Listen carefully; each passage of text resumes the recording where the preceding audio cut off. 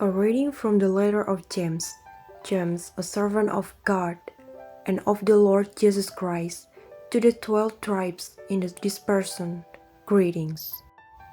Consider it all joy, my brothers and sisters, when you encounter various trials, for you know that the testing of your faith produces perseverance. And let perseverance be perfect, so that you may be perfect and complete, lacking in nothing.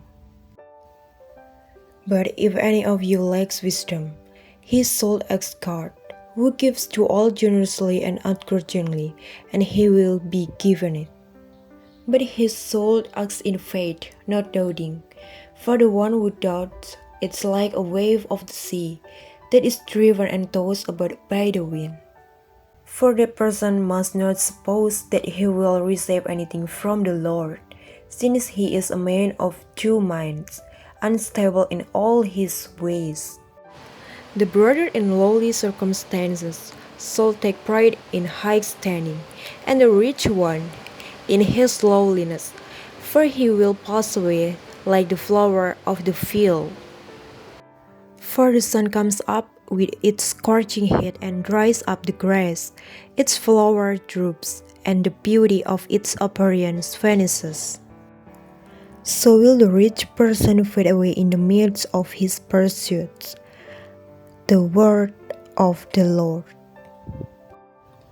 Bacaan dari surat Rasul Yakobus. Salam dari Yakobus, hamba Allah dan Tuhan Yesus Kristus, kepada ke-12 suku di perantauan.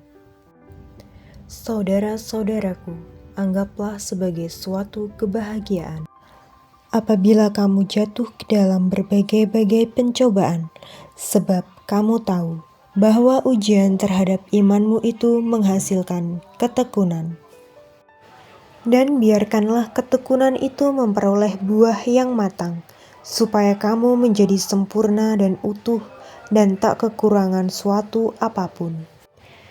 Tetapi apabila di antara kamu ada yang kekurangan hikmat, hendaklah ia memintanya kepada Allah, yang memberikan kepada semua orang dengan murah hati dan dengan tidak membangkit-bangkit, maka hal itu akan diberikan kepadanya. Hendaklah ia memintanya dalam iman, dan sama sekali jangan bimbang, sebab orang yang bimbang sama dengan gelombang laut, yang diombang-ambingkan kian kemari oleh angin. Orang yang demikian janganlah berharap bahwa ia akan menerima sesuatu dari Tuhan, sebab orang yang mendua hati tidak akan tenang dalam hidupnya.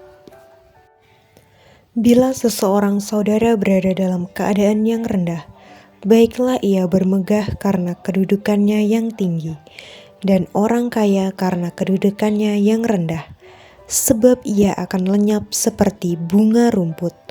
Matahari terbit dengan panasnya yang terik, dan melayukan rumput itu, sehingga gugurlah bunganya, dan hilanglah semaraknya. Demikianlah juga halnya dengan orang kaya. Di tengah-tengah segala usahanya, ia akan lenyap.